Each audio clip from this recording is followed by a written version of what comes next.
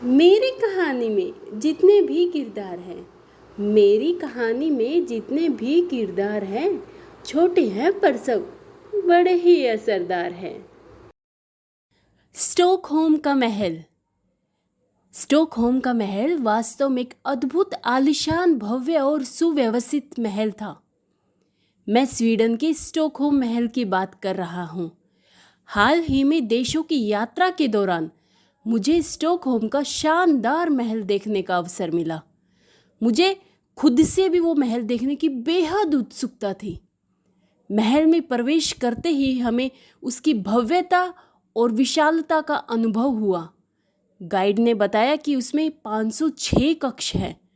हमने स्वयं अपनी आंखों से बहुत बड़ा ड्राइंग रूम, बड़े बड़े शयन कक्ष और सबसे बड़ी कॉन्फ्रेंस मेज देखी।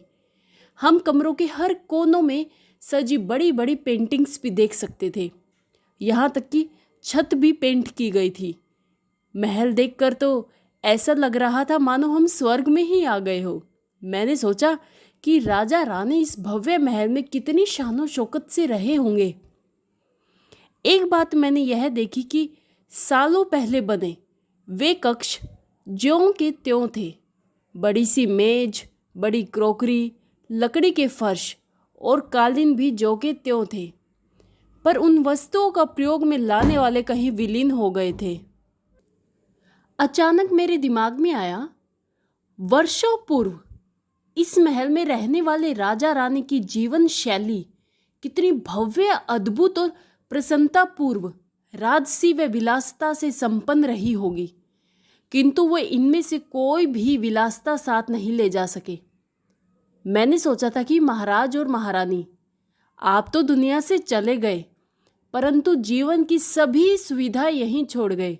महाराज, आपके पास तो पूरे स्टॉकहोम में सबसे ज़्यादा शक्तियाँ थी, किंतु आप भी उनमें से कुछ नहीं ले जा सके, कुछ भी नहीं। तभी मेरे दिमाग में आया, यदि आप भले काम करते हैं तो वे आपके साथ रहते हैं और हमेशा रहेंगे। विचार करने वाले तथ्य हैं कि हमें जीवन की विलासिता नहीं, बल्कि भले काम सहेजने चाहिए। ऊंचे महलों, बड़े फार्म हाउसों, बड़ी कारों, बड़े नाम और यश का आनंद ले, किंतु ये सब यहीं धरा रह जाएगा। आप इनमें से कुछ भी साथ नहीं लेके जा सकते। आपके द्वारा मानव जाति की गई सेवा के किस्से, कहानियां ही साथ जाएंगे। यही आप साथ लेके जा सकते हैं, और यही आपकी आत्मा और आपके संपर्क में आने वाले सभी व्यक्तियों की आत्माओं को पोषण देंगे। मैं महल के एक कोने में बैठकर सोचने लगा, इस बड़े से महल में क्या होता होगा। यहाँ तो बड़े बड़े हुनर, बड़ी दावतें, दिल बहलाओ के तमाशे, सब कुछ होता रहा होगा, किंतु आप तो चले गए। सब कुछ चला गया, महल यहीं रह गया, और आप अपने साथ कुछ भी नहीं ले जा सकते। अब आपके लिए सही वक्त आ गया है। आप भले कामों की अहमियत को पहचानें, वही तो आपके आत्मा को पोषण देंगे। आप तो जानते हैं कि आत्मा कभी मरती नहीं, तो समाज के निर्धन, दुखी और शोषित वर्ग के सहायता करने और उनका सहारा देने से, उनकी भलाई करने से आत्मा को पोषण मिलेगा, जो कि अमर रहेगी। आप इस दुनिया से जा सकते हैं, किंतु आपकी आत्मा इस पोषण का आनंद हमेशा लेती रहेगी। मैंने गुरु नानक जी के बारे में एक प्रसंग पढ़ा था।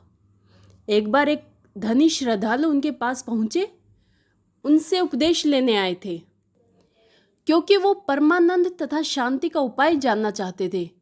उन्होंने कहा कि इतना बड़ा व्यापारी होने पर भी उसके जीवन में प्रसन्नता का अभाव था। गुरु नानक जी ने अपनी गद्दी पर बैठे थे। उन्होंने कहा, इससे पहले कि मैं तुम्हारे प्रश्न का उत्तर दूं, क्या तुम मेरा एक काम कर सकते हो? भक्त ने सहर्ष हामी भर दी। गुरुजी ने उनके हाथ पर एक छोटी सी सुई देकर कहा, मेरी ये सुई संभाल लो। जब मेरी मृत्यु हो जाए तो मुझे स्वर्ग में दे देना। भक्त ने झट से कहा, हाँ हाँ, क्यों नहीं गुरु नानक देव जी। लेकिन उत्तर देने के कुछ क्षण बाद उसने इस बात पर गौर किया। गुरु नानक चाहते थे कि वह मरने के बाद उनकी मनपसंद सुई स्वर्ग में लौटाई। अब सारी बात व्यापारी को समझ आ गई। हम मरते समय अपने साथ कुछ नहीं ले जा सकते, यहाँ तक कि एक सुई भी नहीं।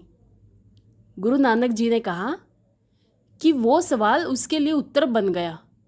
वो अपने जीवन में नेक काम करने लगा, क्योंकि भले कामों से ही आपके आत्मा को संतुष्टि और पोषण मिलता है। आत्मा कभी मरती नहीं। तो कृपया अपने व्यस्त दिनचर्या में से पीड़ित मानव जाति की सेवा के लिए थोड़ा सा समय निकालें, तो आप जान पाएंगे कि आपकी आत्मा को भरपूर पोषण मिल रहा है। एक बार करके देखिए। आत्मा को सदैव उसका आनंद, उसका स्वाद और सुगंध याद रहेंगे।